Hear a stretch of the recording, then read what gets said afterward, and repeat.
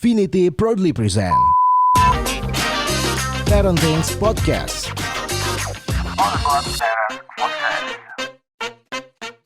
Podcast ini dibuat sebelum PPKM dan menerapkan protokol kesehatan. Baik, halo, selamat datang lagi di Parentings. Ketemu lagi sama saya Suryadi Uya. Dan kalau yang episode lalu kita sudah ngobrol-ngobrol tentang cerebral palsy sama Bu Kiki dan juga Pak Jiri. Kesempatan kali ini kita masih juga di YPAC Jakarta dan saya ditemenin sama Pak Jiri. Halo Pak. Halo, apa kabar? Terima kasih lagi Pak. Sama-sama. Okay. Diterima dengan baik sama Pak Jiri dan juga YPAC Jakarta. Dengan senang hati. Nah, dari episode yang kemarin itu banyak yang bertanya. Dan saya pribadi muncul banyak pertanyaan lagi tentang apa itu cerebral palsy, seperti apa dan kayak gimana sih sebetulnya, dan tentunya YPAC ini bagaimana kontribusinya untuk adik-adik yang cerebral palsy. Untuk lebih jelasnya kita akan saksikan dulu video yang satu ini. Silakan.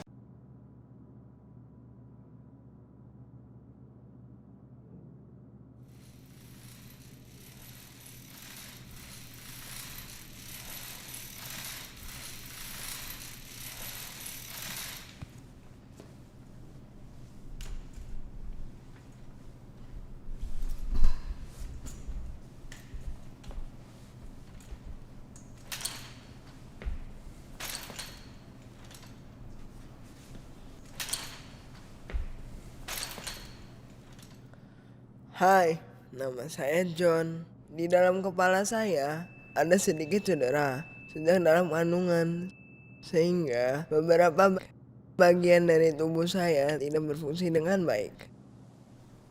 Tapi di sini saya tidak sendiri. Di sini, di YPAC Jakarta, saya dan lebih dari 100 anak yang lain bisa belajar di sekolah.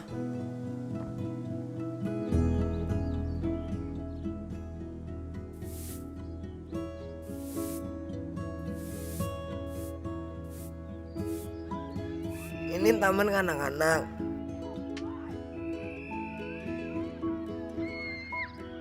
Oh iya, perkenalkan, ini Anissa.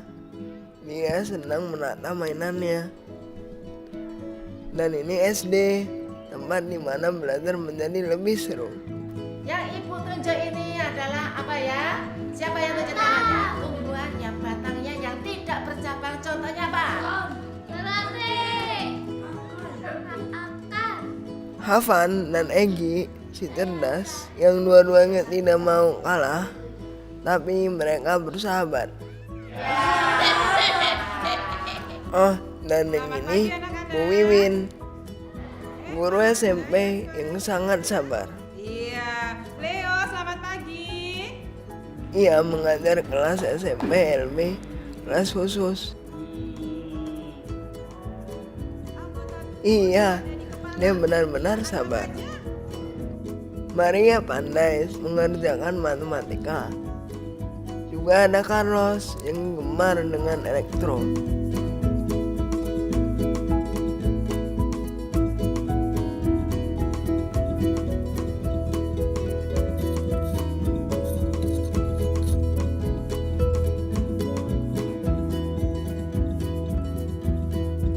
Mereka jenius. Tidak hanya bersekolah, di sini kita bisa melatih tubuh kita agar bisa lebih baik.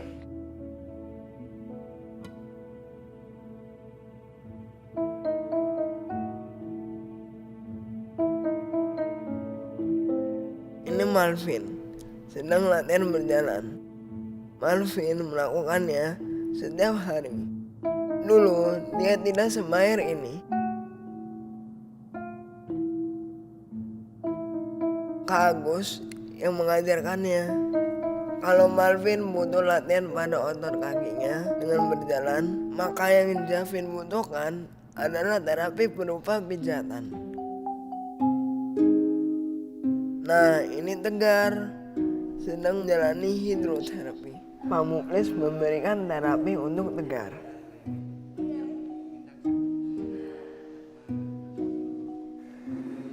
Ya, ini adalah sebuah terapi, tapi mungkin tidak bagi Tegar.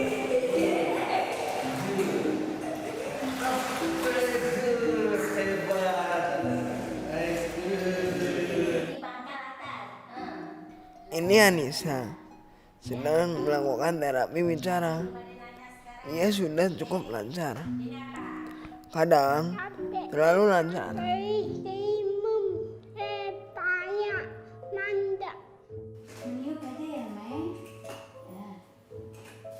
Sementara Wina masih belajar.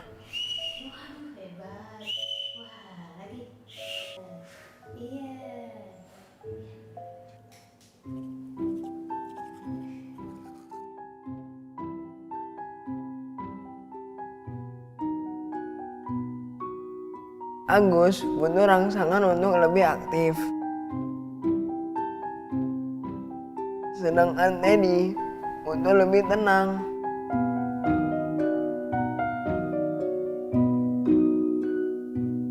Beberapa terapi ditunjukkan untuk melatih seluruh anggota tubuh.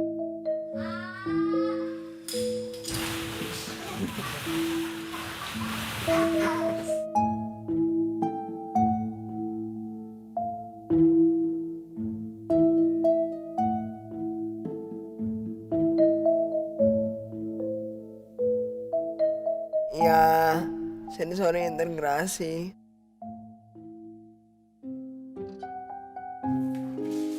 Sisi sedang latihan menggunakan biji saga.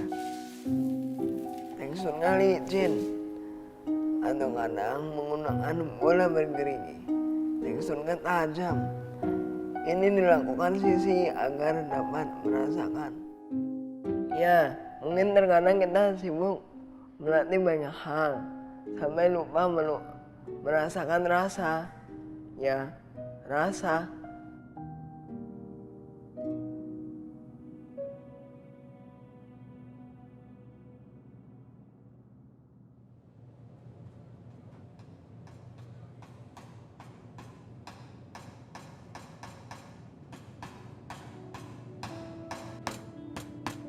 Di PAJ Jakarta juga ada pembuatan alat bantu berjalan. Ini keren. Setiap hari selalu ada saja yang datang memastikan kebutuhannya, mengukur kakinya. Kemudian alat bantu berjalan segera dibuatkan. Perkenalkan, ini Pak Suyono, Sunarto, Pak Amin, Pak Yadi, dan Pak Mualim.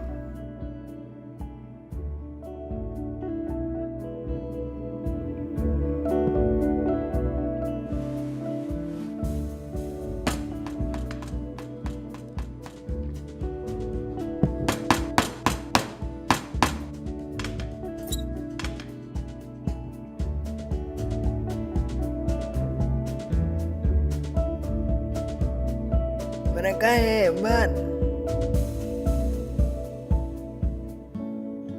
Untuk pelayanan poliklinik dibuka dari hari Senin hingga Jumat. Terdapat layanan kesehatan gigi, bedah tulang, dan kesehatan umum. Daycare adalah sebuah layanan di mana teman-teman biasanya dititipkan setengah hari apabila kedua orang tuanya bekerja.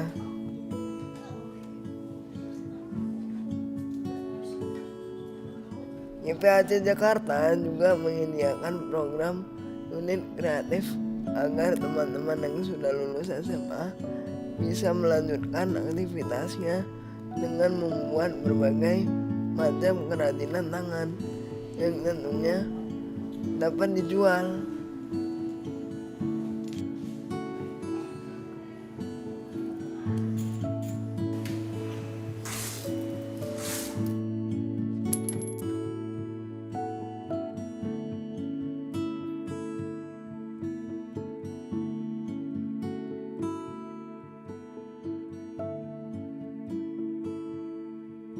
Tommy, sahabat saya, berasal dari keluarga yang bercukupan. Dan ini saya, John, berasal dari keluarga yang kurang mampu. Karena keluarga Tommy, saya bisa membayar setengah harga. Bahkan, beberapa teman tidak perlu membayar. Kata Papa, ini disebut subsidi silang. Tommy dan keluarga senang sekali bisa membantu saya. Tidak lupa, Saya mengucapkan terima kasih kepada Bapak Ibu yang sudah dan akan memberikan donasi kepada YPHC. Karena Bapak dan Ibu, saya bisa terus mengembangkan kemampuan fisik dan akademik. Ya, fisik dan akademik, sebuah keseimbangan.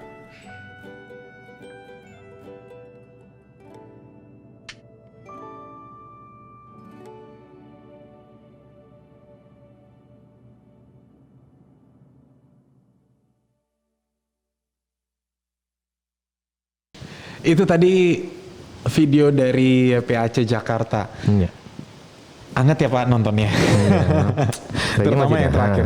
Oh, Pak Jerry beneran nangis bukan keringinan Pak? Terharu Pak Jerry ya. Pak kita sambil ngobrol-ngobrol. Kalau tadi di episode yang sebelumnya kita kan ngobrolin bahwa Pak Jerry cerita dari perkara rubella, perkara kuning, perkara anak jatuh aja itu bisa berdampak ke bisa jadi pemicu si cerebral palsy ini, betul ya Pak ya?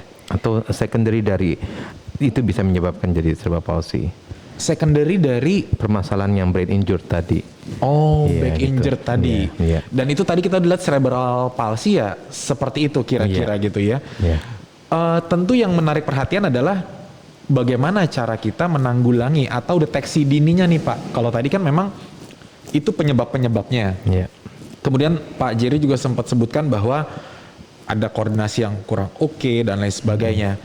Itu kan tentu kita harus langsung bawa ke tenaga yang lebih profesional. Iya. Tapi kan mungkin nggak setiap hari gitu Pak. Setelah kita bawa, saya Pak sebagai orang tua bisa nggak sih melakukan tindakan atau perilaku yang bisa membantu nih mengurangi resiko atau apapun itulah Pak. Gimana sih Pak? Iya. Terima kasih Mas Uya. Terkait masalah tadi teman-teman semua sudah nonton ya. Artinya nih ada yang ternyata cerebral palsy itu ada loh yang bisa jalan. Tapi Iya. banyak juga yang tidak bisa jalan, seperti itu. Oh. Ada loh yang bisa ngomong, tapi banyak juga yang tidak bisa bicara. Oh. Ada loh yang bisa melihat dengan oke, tapi beberapa juga mengalami gangguan dalam hal visual, ya, atau mengalami gangguan pendengaran, atau gangguan gerak dan fungsinya. Yang harusnya kita kenal dengan sensomotor dia harusnya oke. Nah di sini faktor-faktor tadi yang mungkin karena di awal atau kita bicara history taking atau riwayatnya pernah dia kuning atau dia pernah jatuh atau ada gangguan-gangguan di masa-masa di dalam kandungan setelah kelahiran atau proses kelahiran atau setelah kelahirannya itu bisa berdampak atau itu mungkin manifestasi menjadi cerebral palsy gitu ya. Nah terkait masalah apa yang bisa kita lakukan sebenarnya kita mesti melihat aspek-aspek pendekatan yang harus holistik di situ. Aspek yang penting adalah aspek sosial ya dan emosional. Ya, artinya mereka butuh loh, tidak boleh disendirikan. Mereka butuh bersosialisasi, bisa mengembangkan emosinya, dia harus bisa tertawa.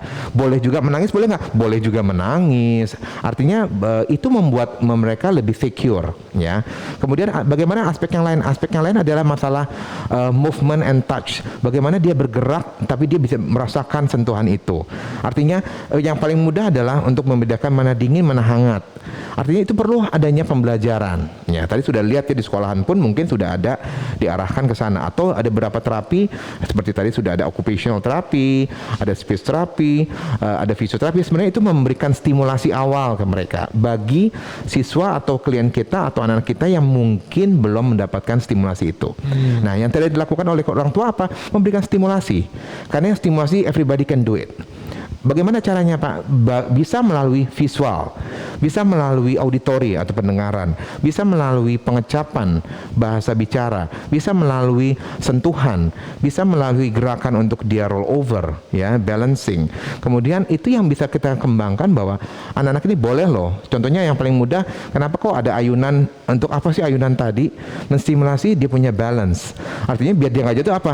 Harus taktil dan proprioceptif mesti pegang di situ. Nah itu harus dimunculkan. Karena sifatnya adalah itu perlu kita berikan yang stimulasi dasar itu yang harus kita berikan kepada mereka. Oh, itu okay. sih. Iya karena kalau kita nonton videonya kan kebanyakan terapinya kalau saya lihat kayak main ya. Iya. Kayak tadi si John kan cerita tidak bagi teguh gitu, berenang aja bisa Iya. jadi terapi, dan sepertinya kalau dilihat tools terapinya pun bukan sesuatu yang Iya. sulit untuk didapatkan, tinggal bagaimana cara kita melakukannya. So stimulus Oke. itu bisa banget dilakukan di rumah gitu ya Pak? Iya bisa. Contohnya tadi yang si John tadi menyampaikan ada latih tegar bisa berenang. Sebenarnya bukan berenangnya, tapi how to moving the body. Bagaimana caranya dia harus menggerakkan badannya, yang kita kenal dengan general movement. Dan dengan air tadi automatically yang nggak bisa berenang pun harusnya juga biar nggak tenggelam dia harus menggerakkan tubuhnya. Agar apa? Agar sensor motor dia terstimulasi gitu. Kadang-kadang bagaimana nih biar dia mau bisa nafas naik nafas panjang. Biasanya konsepnya adalah kita memberikannya misalnya kayak contohnya menyelam dengan memberikan 1-7 detik misalnya. Kita lihat responnya. Biasanya naik ke atas itu akan naik nafas panjang. Karena anak-anaknya sulit untuk ayo naik nafas sulit. Tapi dibuatlah situasi-situasi distimulasi untuk mereka bisa melakukan gerakan. Mau nggak mau harus lakukan. Iya, betul, seperti itu. Oke. Pak, kalau misalkan tadi ada banyak macam, kalau saya nonton kan sempet yang naik flying fox. Iya, flying fox. Oke. Itu kan dibilang juga menggerakkan semua otot tubuh terus jatuh ke Iya. kolam bola yang saya Iya, pikir kolam enak bola. jatuh gitu kan. Ternyata kan jatuh ke Iya, kolam bola. gitu. Kenapa harus ada flying fox? Kenapa harus ada kolam renang? Iya. Kalau memang semua toh di kolam renang pun bisa melakukan banyak hal gitu Pak. Iya, itu sebenarnya masuk ke environmentals sebenarnya, lingkungan yang ada di tengah-tengah kita. Untuk flying fox itu juga kan itu masuk bagian dari sensori integrasi. Jadi diintegrasikan beberapa sensorik. Yang paling tinggi mungkin taktil dan proprioseptif untuk menjaga keseimbangan dia apa? Vestibularnya terstimulasi. Agar tidak jatuh, bagaimana caranya? Dia harus menjaga tubuhnya, postural control dia harus bagus agar dia tidak jatuh. Nah pada saat dia terakhir dia harus mengeksekusi untuk tubuhnya untuk melepaskan. Tapi masalahnya kan yang gambar tadi mungkin anak-anak yang sudah terbiasa. Iya. Tapi bagaimana dengan anak yang lain? Takut, Ya Pak. akan dibantu. Oh. Ya, jadi bukan semuanya dipaksakan nanti dia sendiri, enggak. Ini semua ada proses perjalanannya. Makanya YPAC Jakarta itu bekerja sama, kita ada timnya mulai dari pendidikan, layanan kesehatan, unit karya dan semua sistem yang membantu di YPAC itu membantu mereka untuk lebih aktif menstimulasi mereka agar mereka lebih bisa memahami konsep diri dia. Itu yang penting sebenarnya. Konsep gitu. diri menarik karena di kepala saya beda, takutnya di kepala penonton beda nih. Iya. Konsep diri yang dimaksud apa Pak? Konsep diri sebenarnya ada beberapa faktor atau kita kenal dengan body concept ya. Body concept itu meliputi body awareness, body image dan body scheme. Gitu. Body image sering bermasalah sama saya Pak, yang buncit-buncit. Oh gitu. Artinya dia mesti mengetahui diri dia siapa. Dia datang kemana. Jadi dia harus tahu perbedaan mana di rumah, mana di sekolah. Jadi di body situ- apa nih? Image? Iya, untuk image. Oh. Karena dia nanti kan banyak stimulasi yang memanggil dia. Apa kabar? Dia harus say hi dong, mamanya bisa tuh. Itu dipanggil tuh. Nah, kan dia harus ngeh dengan. Oh, jadi dengan body dia. image yang Nah, body kita scan-nya mas- adalah apa? Pada saat say hi itu tangannya harus naik. Karena kadang-kadang orang tua suka memberikan tangannya mana tangan manisnya. Iya, iya, Sebenarnya iya. untuk stimulasi tangan tidak manis itu tidak baik kalau saya terus terang, karena semua tangan manis sebenarnya Iya, kan iya, gitu. iya. Yang Masa penting ini selama baik kesian dipakai ya. untuk hal yang lebih positif. Iya. Nah itu yang harus kita sampaikan. Untuk body awareness itu dia harus tahu bahwa dia yang dipanggil itu dia. Artinya dia harus nengok ke sisi di mana dipanggil. Image dia bekerja. Konsepnya apa? Body scheme-nya dia harus menggerakkan tubuhnya untuk mengarah ke ada stimulasi nih, yaitu auditori atau pendengarannya. Jadi itu yang sebenarnya yang terjadi di YPAC Jakarta. Mungkin itu lebih memudahkan dia. Gitu. Oke, jadi kalau saya takut salah nangkep Iya, ya Pak ya. iya. Jadi misalkan awareness itu Pak Jerry manggil saya mendapatkan stimulus panggil, Iya, melalui saya pendengaran. merasakan pendengaran saya berfungsi dengan baik, itu Iya, awareness. iya. Kemudian karena saya tahu saya dipanggil maka saya menoleh itu body Iya. scan. Iya, untuk scan dan the image dia karena yang ditahu dia dipanggil itu. Image Iya. dan terakhir lalu saya merespon balik itu Iya. adalah scam tadi. Iya. Saya menggunakan tubuh saya untuk Say Hai Pak hi, gitu iya, ya. gitu, seperti itu. Oke. So itu yang dilakukan di YPAC Jakarta. Betul. Dengan berbagai macam turunannya tadi Iya, itu ya Pak betul. ya. Di rumah pun kan bisa dilakukan nih. Bisa banget. Pak, bagi-bagi tipsnya boleh deh Pak. Maksudnya kayak sensori kenapa menjadi penting? Iya. Karena teman-teman penonton semuanya gitu ya. Apalagi lagi masa pandemi. Betul. Satu, anaknya jadi terisolir di rumah. Betul. Sosialisasi juga kurang. Iya. Tapi kita nggak akan masuk ke sana. Kita akan masuk ke karena nginjeknya keramik terus. Ketika nginjek aspal, rumput dan pasir menangis. Betul. Kenapa sih Pak menjadi penting? Iya, karena itu dibilang dengan sensor dasar ya. Jadi mereka harus mengetahui input yang diterima oleh tubuh. Melalui apa? Yang paling mudah adalah yang paling besar menerima input adalah telapak kaki, telapak tangan dan wajah. Itu yang paling tinggi, yang paling cepat merespon informasi. Makanya perlu nggak sih distimulasi? Perlu. Ya artinya jangan juga terlalu dipakai sepatu melulu, harus dibiasakan juga untuk merasakan, harus touch the ground, harus benar-benar bisa merasakan, oh ya sole of the feet-nya dia nyampe loh, oh informnya apa. Kadang-kadang dia harus tahu, kalau tidak terbiasa biasanya dia akan menarik diri dia. Nah biasa gitu, oh nggak suka nih gitu kan. Nah itu input itu yang harus pelan-pelan kita stimulasi terus. Makanya sekarang kan sudah banyak yang jual mungkin kayak karpet rumput, karpet berbentuk kayak berbatuan dan lain. Itu bisa dipakai di rumah sebenarnya. Gitu. Jadi nggak usah takut. Nah, untuk beberapa anak yang sudah jago crawling misalnya, di rumah ada tangga nggak misalnya? Tangga. Kenapa? Karena kalau dia bisa crawling, dia sudah bisa naik tangga dengan menggunakan keempat ekstremitas dia, itu akan memudahkan dia untuk dia bisa bangun dan bisa berdiri. Itu juga biasanya kami memberikan input itu, ayo cepat kita stimulasi. Karena ini anak kayak cepet nih. Tapi tetap harus dikontrol karena kemungkinan jatuh masih ada. Kenapa? Kadang-kadang nggak aware. Makanya pada saat distimulasi itu jangan terlalu banyak distract, dipanggil atau apa, jadi membuat dia jadi nggak awareness tubuhnya jadi kurang nih, karena dia lagi nggak ngeh pada saat dia lagi memanjat atau merangkak ke posisi yang lebih tinggi. Nah, itu harus hati-hati. Itu sih sebenarnya butuh dukungan keluarga, dan keluarga harus menjadi co-terapis di situ. Keluarga harus menjadi co-terapis, ini hal yang penting. Iya, betul. Terus Pak, kalau merujuk ke video tadi ada satu yang menarik juga yang saya lupa namanya, yang pakai baju SD. Yang dia karena dia bersekolah di sini maka dia bisa ada cross subsidi dan lain sebagainya. Kelihatan nggak masalah ya Pak? Iya adiknya? Betul. Kadang-kadang nggak terlihat masalahnya. Nah itu ya makanya tadi sudah sampaikan di awal sesi yang lalu, Bu Kiki sudah menyampaikan harus ada home visit. Harus ada outreach seperti itu. Kita lihat dulu kebutuhannya apa. Nah seperti itu. Jadi kita bantu sampai ke sana gitu. Ya. Pak, kalau misalkan Pak lebih detail si efeknya si terapi ini terhadap anak-anak ini, atau kita lebih gampangnya gitu Pak menggerakkan saya sebagai orang tua di rumah ya Pak. Mungkin buat yang orang tua dengan putra-putri yang cerebral palsy, atau mungkin keponakannya, atau mungkin bahkan buat kita-kita yang anaknya fine-fine aja gitu Pak. Stimulasi seperti apa yang membedakan antara adik-adik yang cerebral palsy dengan yang tidak cerebral palsy, atau sama aja atau gimana Pak? Sebenarnya stimulasi itu sama lah sebenarnya ya.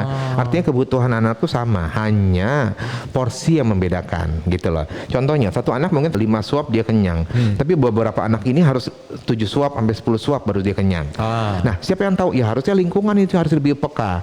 Lingkungan. Jadi contohnya berapa kali ibu makan anaknya 3 kali, tapi buat dia mungkin nggak cukup 3 kali, mesti 6 sampai 9 kali. Tapi porsinya yang dipikirkan. Nah itu yang perlu dipahami gitu kan. Artinya jangan sampai kayak contohnya banyak anak kok nggak bisa diem ya, is very active. Dia kenapa nih? Oh, artinya energi potensial ini belum terbuang nih. Artinya belum bikin capek, harus dibikin capek. Artinya menstimulasi sampai ke kardiopulmonal, dia harus bisa bergerak, sampai bisa berkeringat. Seperti itu. Karena apa? Kalau dia capek, tidurnya bisa deep sleep. Benar. Kalau dia tidak capek, tidurnya very active. Guling sana, guling sini, nggak tenang, ini itu. Nah, pengaruh-pengaruh itu harus disiapkan dari sensorik yang dasar, yaitu bagaimana kesiapan input dari pencernaan tadi. Jangan sampai ini masuk makanan, tapi makanan itu nggak, mungkin banyak yang tidak sesuai dengan kebutuhan dia, atau dia masih kurang porsinya. Ada dampaknya bisa ke sana, mempengaruhi dia tidak secure kalau pada saat dia tidur misalnya. Atau dia aktivitas nggak bisa diem nih, anak kenapa ya? Makan ini udah kok masih aja. Nah kita cari, kita harus tracing di situ. Kenapa? Kita mesti melihat anak ini harus secara komprehensif kebutuhannya apa. Dan yang paling dekat biasanya kalau orang tua nggak paham, biasanya pakai neni.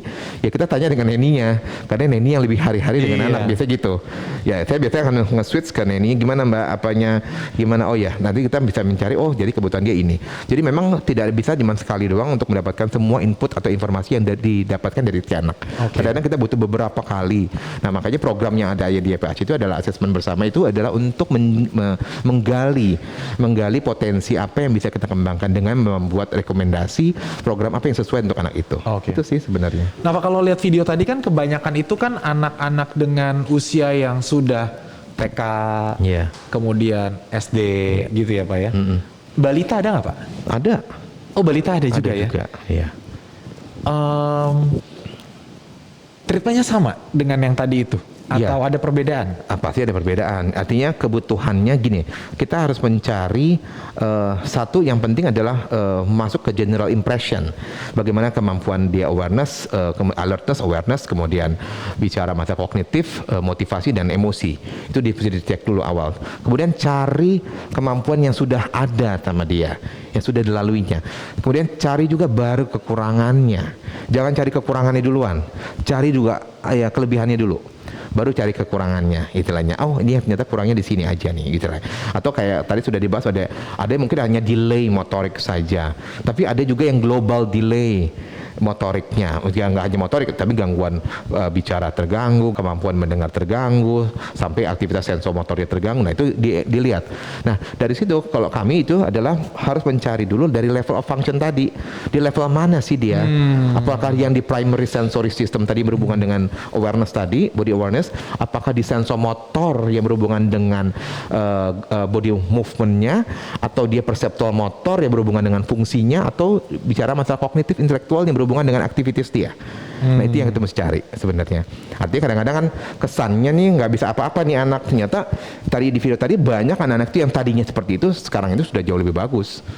Ya, artinya nih ada perjalanan kita punya dokumentasi itu gitu loh, bahwa before and after itu yang dilihat, itu before afternya itu yang kita sampaikan ke masyarakat, bahwa dulu nggak bisa ini ternyata sudah bisa ini. Dulu yang tadinya nangis masuk kelas ternyata sekarang udah nggak nangis. Dulu belum bisa baca puisi, sekarang sudah bisa baca puisi. Artinya apa? Anak-anak dengan cerebral palsy itu mereka mempunyai segudang prestasi.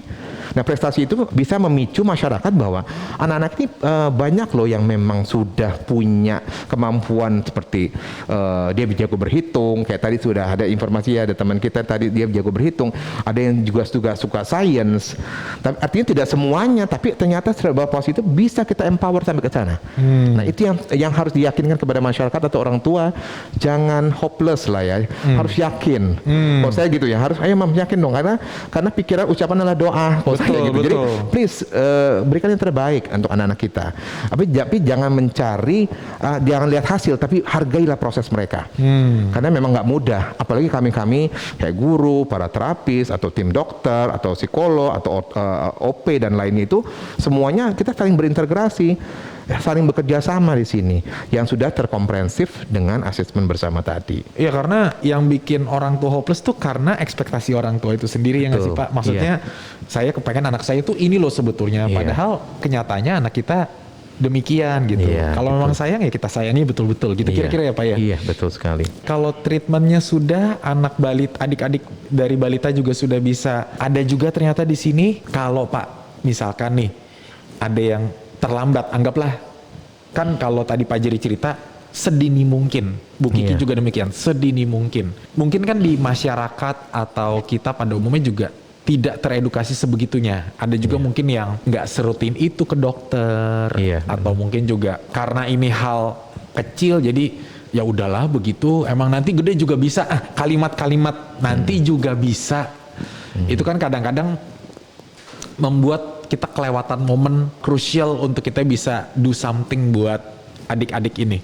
Kalau kelewatan momen krusial itu, efeknya apa Pak? Apakah masih berbeda resultnya dan di sini masih bisa di solve dengan baik kayak tadi Bu Kiki bilang, dikejar lagi perkembangannya atau gimana Pak?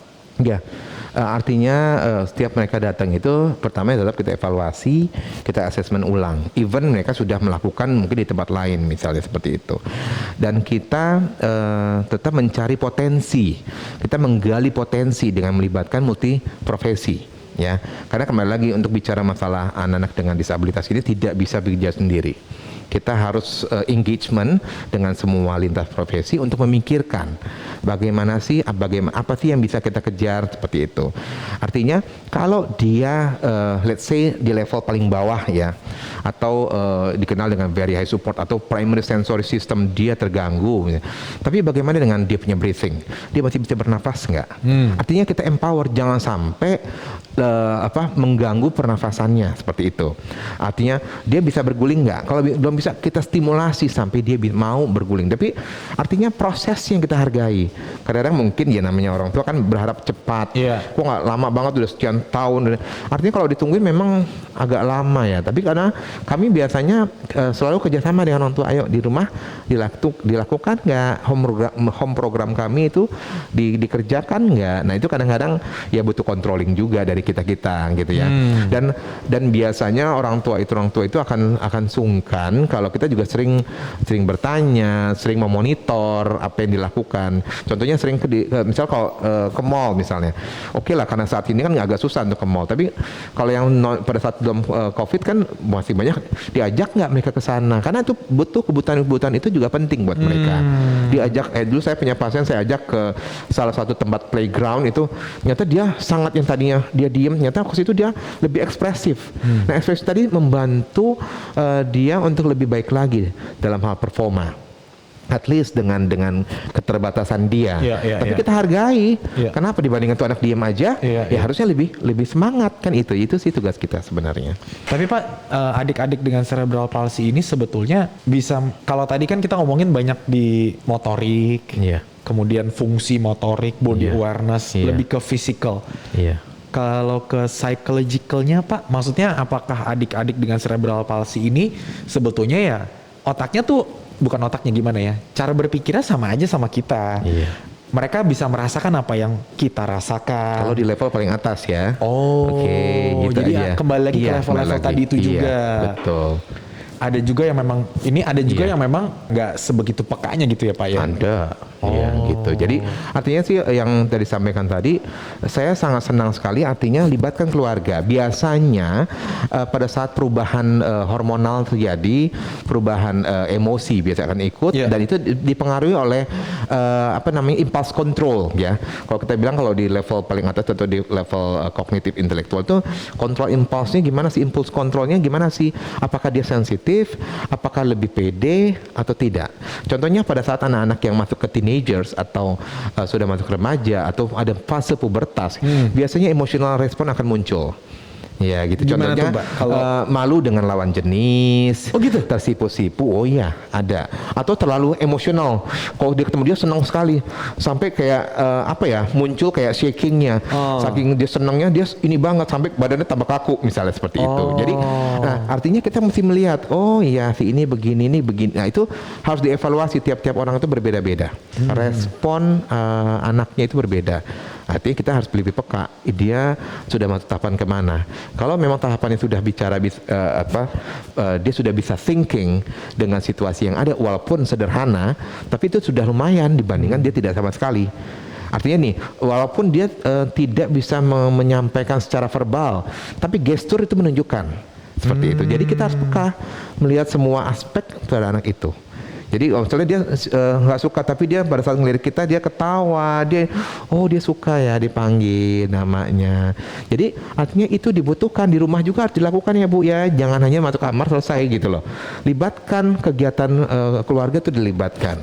Jangan diisolasi sendiri gitu loh. Dilibatkan dengan kegiatan keluarga. Karena kalau kegiatan itu memunculkan, itu membuat dia lebih percaya diri. Artinya dia bisa meredam emosi yang tadinya dia kesel, sekarang dia bisa tertawa, dia bisa bermain bersama adiknya atau kakaknya atau keluarga terdekatnya seperti itu. Itu sangat membantu sekali. Gitu. Sebaiknya di rumah untuk adik-adik ini diberikan special treatment. Dalam artian special treatment adalah saya punya teman Pak. Jadi kebetulan anaknya itu Down syndrome. Tapi mamanya denial, mamanya nggak mau mengakui kalau anak ini Down syndrome. Jadi nggak ke dokter, tapi dia tahu. Kemudian cara dia memperlakukan anaknya seperti anak normal dan lain sebagainya. Efeknya apa? Progresi perkembangannya lebih dibandingkan anak-anak Down syndrome lainnya. Jadi poin saya di sini adalah dia tidak membedakan anaknya ini dengan anak-anak yang pada umumnya, sehingga dia anaknya ini ke-push untuk bisa mengejar ini. Nah, untuk adik-adik yang dengan cerebral palsy gimana, Pak? Ya sebenarnya konsepnya hampir sama sebenarnya ya. Artinya kalau bicara diagnosis ya, apakah dia cerebral palsy, apakah dia autisme atau autistic problem atau dia Down syndrome, itu kan label, artinya dari diagnosa yang dimunculkan ya, dari hasil pemeriksaan yang lengkap mengeluarkan conclusion hasil. Nah dari situ kalau kami kembali lagi, karena kita bukan hospital base, kita melihatnya dari level of function. Kembali lagi, jadi jangan terkungkung dengan label itu atau dengan permasalahan itu gitu loh. Artinya even dia di Down special need-nya lebih ke Down syndrome misalnya, tapi apa yang bisa kita empower? Dan kita tahu banyak kok anak dengan sindroma Down itu ya dia bisa sekolah sendiri, jalan ke MRT sendiri, tapi bicaranya harus secure nggak dia? Kalau dia nggak secure harus ada shadow pendamping. Pendamping itu bukan hanya apa-apa semua didampingin, tidak. Biarkan dia untuk mengeksplor apa yang dia bisa, dia mampu. Contohnya ke public transportation kah, atau dia mau belanja sesuatu, jangan semua maunya ke kita. Kadang kalau kita tanya atau dengan anak kita sendiri aja pun, kadang-kadang orang itu nanya ke saya kan, ke orang tua, mau apa Pak? Oh silakan tanya sama anak sendiri. Nah itu hal-hal positif yang harusnya kita menghargai dia. Gitu lah. Jadi biarlah berinteraksi. Akhirnya adik mau apa? Nah dengan informasi itu dia akan masuk ke sinaps dia, diharapkan seperti itu. Di otak itu direkam bahwa termemori bahwa oh iya berarti kita harus bisa ini. Nah kita mengempower lagi. Adik ditanya sama tantenya, adik mau beli apa? Kita boleh mempertegas. Oh mau beli misalnya salah satu misalnya like donat misalnya. Oke, mau berapa? Dia jawabnya gini. Wah 10 banyak dong, stres juga dong. Tapi kan kita empower untuk berikan dia donat ya, gitu. jadi ya. Tapi artinya, oh iya, tapi paham nggak dengan informasi yang disampaikan tadi? Kalau penjualnya pasti seneng banget dong. Tapi kan kita yang harus menjadi, oke, adik 10 itu banyak. Habis semuanya misalnya. Tapi masalahnya paham nggak dia makna habis? Nah itu harus juga kita pahami pada saat kita mau berinteraksi dengan anak-anak seperti itu. Jadi jangan sampai maunya dan dia nggak tahu, akhirnya kita marahin dan juga dia tidak pahami kenapa kita marah. Nah itu juga harus juga sama-sama harus bisa memahami pemahaman, karena ini bicaranya adalah apakah anak itu terganggu dari language communication, dia terganggu nggak? Artinya saya ngomong A, B, C, D, E, saya dengar apa yang saya sampaikan, tapi dia paham nggak tentang itu? Jadi harus dibentuk dulu dengan sedemikian agar dia pada saat dia berinteraksi dengan lingkungan itu dia bisa kita lepas. Gitu loh, itu yang penting sebenarnya. Bukan semuanya harus terkungkung oleh kita. Gitu. Jadi ini menariknya dunia parenting ya, maksudnya dengan adik-adik yang cerebral palsy kita perlu lakukan, tapi sebenarnya yang tadi Pak Jerry katakan itu kan juga perlu dilakukan untuk adik-adik yang memang pada umumnya gitu ya Pak ya. Maksudnya untuk semua orang berlaku, mengempower dia untuk bisa berkomunikasi dengan pihak lain, mengempower anak kita buat bisa itu kan dia selain kita mengencourage dia untuk social skill, kemudian juga decision making, betul. Kemudian juga untuk thinking, consideration dan lain sebagainya. Jadi itu adanya di kognitif itu. Nah, gitu. Hal-hal yang sangat-sangat ringan, simple, ternyata efeknya ke anak-anak kita tuh besar sekali. Jadi parenting ini sayangnya parenting nggak ada sekolahnya sih Pak ya. Betul. Jadi dan di teman-teman YPAC juga kayaknya bukannya sekedar terapis doang kayak Pak Jerry, kayak Bu Kiki, bukan sekedar mengkomunikasikan apa aktivitasnya, tapi bersikap sebagai edukator parenting juga nih Pak Jaja. Pak, menarik nih. Lebih susah ngurus anaknya apa emaknya atau orang tuanya? Karena kalau saya terlalu kembali orang tua yang harus kita empower.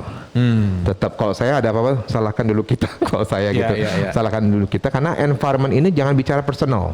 Personal itu banyak faktor yang dipengaruhi oleh siapa? Oleh environment gitu loh. Apalagi anak-anak ini kan seperti kertas putih yang kita bisa bikin apapun dari kertas putih ini. Jadi jangan langsung habis anaknya begini sih.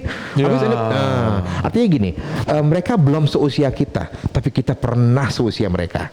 Jangan paksakan mereka untuk sama masuk ke usianya kita. Nah itu yang walaupun karena biasanya kalau anaknya bongsor ya, besar segini, orang tua nganggapnya udah gede banget nih gitu loh. Atau ada orang tua ini bongsor nih, orang tua berpikirnya masih kecil aja nih. Ada yang seperti itu. Jadi harus tetap kita coaching lah orang tua ini. Karena beberapa orang tua yang memang mereka kategorinya overprotective ya, bolehlah, tapi ya harus kita evaluasi, jangan sampai overprotective mengganggu dia punya kognitif dan intelektual. tadi, yang membuat dia malah tidak secure. Artinya mengganggu self regulation dia di tengah masyarakat, atau self modulation dia di tengah masyarakat. Itu yang akan mengganggu kemampuan dia untuk berinteraksi di masyarakat. Self modulation saya baru dengar, apaan tuh Pak? Apa? Self modulation. Jadi kemampuan memodulasi modul ya. Kalau modul itu kan ada apa ya istilah, kalau modul Software tuh, begitu mungkin. yang itu yang harus dipersiapkan gitu loh. Bahwa kita itu mesti menyiapkan itu dulu. Oke. Pada saat kita mau pakai softwarenya mau apa dulu, butuhnya apa, gitu kan, seperti itu. Itu dulu sih sebenarnya. Jangan saking sayangnya semua dikasih. Akhirnya hang. Ini orang tuh kebalik Pak emang. Kadang-kadang ya, giliran masih kecil dianggap anak kecil udah gede dan ngerti semua. Giliran udah gede udah harusnya nyari kerja sendiri, berkeluarga sendiri, dianggapnya masih kecil. Kamu kan anak mami gitu ya. Suka kebalik-balik. Jadi kita sebagai orang tua juga perlu tahu porsinya yang mana dan baiknya bagaimana gitu ya Pak ya. Saya lihat Pak Jerry siapin boneka. Oh iya. Mau ngapain dengan boneka ini ada Pak? Boneka boleh dipinjam. Nih dari tadi saya nungguin adik yang ini bergabung sama kita nih. Gak apa-apa masuk aja. Oke. Ada apa dengan adik yang ini Pak? Saya selalu, karena kami juga di EPHC Jakarta kita menjadi tutorial center. Tutorial center. Jadi banyak student kami, mahasiswa kami yang memang mereka mengambil sekolah-sekolah yang khusus untuk fisioterapi, ada juga mungkin yang lebih ke okupasi terapi, atau mahasiswa perawat, atau yang keguruan dan lainnya. Kita harus ada modul ya, harus ada alat-alat atau yang bisa kita pakai, dan saya selalu cari yang memang bentuknya human. Karena kadang-kadang kita pakai ini apa untuk orang tua. Kalau anaknya enjoy, orang tuanya harus pegang boneka ini. Jadi they have to feel bagaimana sih handlingnya. Jadi yang saya arahkan adalah handling, bagaimana sih cara yang efektif. Kenapa? Ternyata Tuhan kasih ke kita itu, badan kita bisa dijadikan tools juga loh. Pada saat kita memberikan stimulasi pada anak kita. Ini kebetulan anaknya udah gede, dia mungkin udah 9 tahunan lah ya, 8 tahun ya. Gede sekali. Detil ya Pak. Nah, konsep yang kita sampaikan adalah bagaimana sih cara handling kan gitu ya. Handling yang aman adalah membuat dia secure. Bagaimana secure? Artinya close dengan kita. Itu dulu satu. Jangan terlalu jauh. Dan kemudian itu harus informasinya harus jelas. Informasi jelas itu pada saat kita sentuh dia tuh tidak boleh ditekan. Grabs-nya harus soft and gentle. Jadi harus lembut tapi mantap tapi lembut. Mantap, gitu ya. Itu yang harus diberikan. Pas. Nah, takaran pas ini bagaimana? Harus terus digali, diasah. Karena apalagi kalau anaknya itu masih bayi, masih baby, itu kan butuh soft touch ya. Nah, itu tidak boleh sembarangan ya, seperti itu. Nah, di sini saya memposisikan dia itu, kenapa saya duduk di posisi karena posisi ini akan memudahkan dia untuk membuat base of support, atau lebar bahunya itu dengan lebar pahanya itu sejajar dengan bahunya agar dia lebih secure.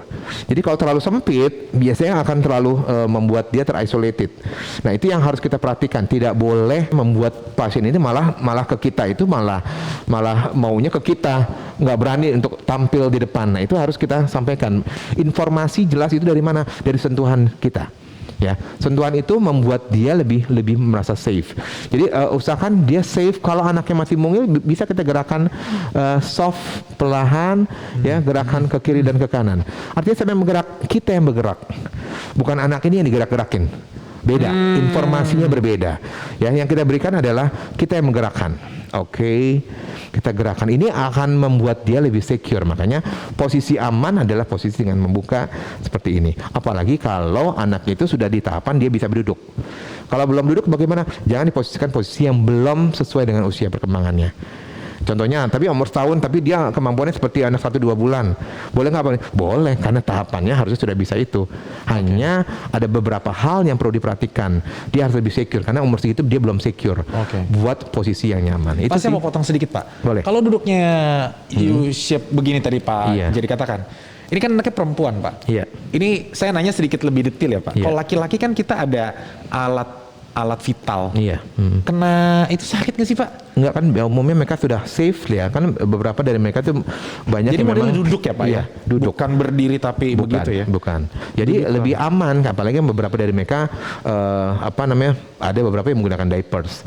Atau kalau memang nggak menggunakan diapers, biasanya kita tetap menggunakan harus ada bantalan khusus. Kalau saya biasanya menggunakan handuk, biasanya lebih aman. Boleh kalau misalnya Kayak yang kadang repot kalau pahanya terlalu lebar Iya, gitu iya, misalnya kan posisinya juga jadi nggak secure. Iya. Ya harus diposisikan mungkin tidak di paha tapi di bagian depannya. Oke. Jadi kita bisa long sitting, kita duduk di bawah, kita bermain dengan anak itu bisa sekali.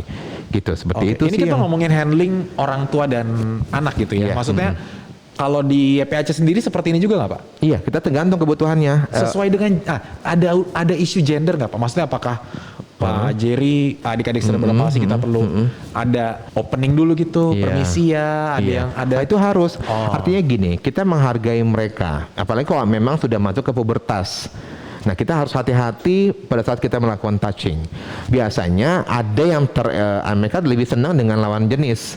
Tapi kalau misalnya dengan saya atau dengan yang nangis terus, tapi dia sama yang lawan jenis dia suka, mungkin izin dengan orang tuanya dan biasanya akan terlalu didampingi orang tuanya. orang Dan tuanya. kalau memang anaknya kooperatif, biasanya orang tua lah yang pegang anaknya. Kita lebih mengarahkan how to handle. Kadang-kadang kita pakai boneka untuk memberikan stimulasinya, Oke. biar orang tuanya langsung pegang anaknya. Oke. Karena dia menjadi koterapis kita. Iya. Ya. Kalau orang tuanya gimana? Kalau orang tua nggak bisa, ada nggak yang neninya atau saudaranya atau tantenya atau neneknya atau kakeknya, ajak. Kalau memang nggak bisa juga, boleh nggak di video? Silahkan. Tapi kalau dengan video, berikanlah dengan posisi-posisi yang safe and secure. Itu yang penting. Jangan sampai nanti mereka contohnya kayak begini. Saya kan begini aja, lupa. Sorry to say, ada yang begitu. Iya, Misalnya megang begini, tapi tangannya neken ke napasnya. Hati-hati. Iya. Ya, nah itu yang harus diperhatikan sekali. Jadi pada saat handling pasien itu atau handling anak kita itu harus perhatikan semua, harus pasien safety. Oke. Pasien itu harus safety. Itu yang penting. Ya, jadi jangan sampai kita membuat dia lebih tidak safety. Nah, itu Oke. yang harus diperhatikan. Jadi ini diajak untuk bagaimana cara handling Iya. adik-adik kita Betul. supaya merasa lebih secure minimal. Ya. Gitu ya, iya. biar lebih secure. Ada lagi Pak yang perlu kita perhatikan bersama? Sebenarnya sih adalah when you start the patient. Ya, artinya kalau saya strategiknya adalah you have to wait, you have to see, and you have to action. Jadi jangan langsung action sama pasien kita. Observe dulu. Ya, observe dulu, tenang dulu, dia secure nggak? Kalau nggak secure ya bagaimana? Itu apa yang perlu kita berikan. Itu sih. Jadi siapapun pada saat kita mau pegang pasien kita jangan terburu-buru. Ya makanya kalau datang terapi pun kadang-kadang jangan ngepas waktu. Biasanya datang 15 menit atau 20 menit sebelumnya. Jadi biar dia tenang dulu. Itu Oke. aja sih yang penting. Kalau Iya. anak balita Pak, kadang-kadang adik-adik suka digendong. Ini kan udah Iya, 9 tahun. gendong, Nah, oke. kalau gendong balita Pak, Nah, kalau gendong nih yang anak secara umum ya, Iya. istilahnya sebenarnya gendongan balita itu kalau balita sebenarnya harusnya tidak digendong lagi. Karena sudah tahapannya. Batita itu juga dilihat, harusnya dia sudah bisa berjalan, tapi dilihat langkahnya atau ada tanjakan nggak atau ada trapnya nggak. Kalau nggak secure harus kita bantu. Atau kadang-kadang kita menggunakan stroller. Iya. Ya boleh kita menggunakan itu. atau kadang-kadang kan dia emang pengen manja aja gitu, Iya, pengen digendong boleh gitu. sih, tapi kan harus dilihat. Tidak boleh masuk ke comfort zone. Zona nyaman itu jangan sampai membuat dia malah nggak secure. Karena apa? Persepsi atau perceptual motor development itu dia dimulai dari somatosensation, dari telapak kaki tadi. Terus bisa membedakan mana yang jalanan yang bergerigi, jalanan yang turunan, jalan itu persepsi yang diharapkan. Oke. Tapi kadang-kadang kan yang bahaya kalau dia nyelonong. Iya. Nah, tapi untuk pasien cerebral palsy sendiri, tetap kita perhatikan how to handling. Contohnya kakinya ke dalam, misalnya kaku. Jadi posisi aman adalah kita pegang dan kita buka. Jadi handlingnya itu tetap pangku, tapi dia harus ada posisi yang dia membuat dia nyaman. Kalau enggak apa? Dia muter ke dalam. Iya, Kalau iya, muter iya. ke dalam, tulang-tulangnya juga akan berubah strukturnya. iya. Nah, itu yang harus dirubah. Kalau dia sudah berubah, panggul dan tulang belakang akan berubah. Akhirnya munculnya bisa aja terjadi skoliosis. Nah, itu yang faktor-faktor itu yang harus diperhatikan, ya. Oke. Tadi kalau gendong gimana Pak? Nah, Batita gendong gitu? itu kan banyak kan yang dipekeh ya, dipekeh kayak gini. Ya, terus Lihat dulu kalau untuk anak yang dengan cerebral palsy, area mana yang lebih sensitif. Kalau di sini aktif, kita nggak boleh gendong seperti ini. Ini nggak pernah yang sebelah sini tidak terstimulasi, dirubah posisinya. Nah, seperti ini dipekeh boleh. Jadi yang aktif kita deketin ke kita badan arahkan, pegangnya handlingnya harus begini. supaya bisa Iya. membantu Agar stimulasi. ini bisa stimulasi sebelah sini, seperti itu. Oke. Ya sebenarnya sih mudah sih sebenarnya. Logical Iya, banget ya. betul. Oke deh kalau gitu. Ya. Ini Seru ya, terima kasih loh. Ini adik ini udah mau main loh. Ini anak saya punya karena susah dapetin Boneka yang memang human size besar gini ya? yang ini dan susah sekali, gak gampang gitu. Oke, sebenarnya sih kalau ngobrol nggak akan kelar-kelar karena seru banget ngobrolin treatment. Tadi Betul. kita juga sebelum on cam juga kita ngobrolin tentang fisioterapi dan Iya, kawan-kawan. betul. Sayang aja nggak ada masuk kamera ya Pak ya. Tapi terima kasih banyak Pak Jerry udah mau berbagi. Sama-sama dengan senang hati. Menerima saya, menerima kami semuanya di sini, berbagi semuanya. Iya. Cara handling buat jadi teman-teman yang ada ponakannya, anaknya ada atau siapapun dengan cerebral palsy jadi kurang lebih tahu. Karena ternyata menggendong juga bisa memberikan rasa aman untuk adik-adiknya, Betul, iya. gitu ya. Terima kasih banyak sekali lagi Pak Jerry, terima kasih. Sama-sama. YPHC Jakarta juga terima kasih. Terima kasih Semoga sekali. video ini bermanfaat ya Pak. Insya Allah, amin. Bisa membantu teman-teman semuanya dan juga bermanfaat buat siapapun yang ada di luar sana. Kami tentunya berdoa yang terbaik buat kita semua. Amin. Stay safe, stay healthy, dan sampai jumpa di Parenting's Videocast berikutnya. Bye-bye. Bye-bye.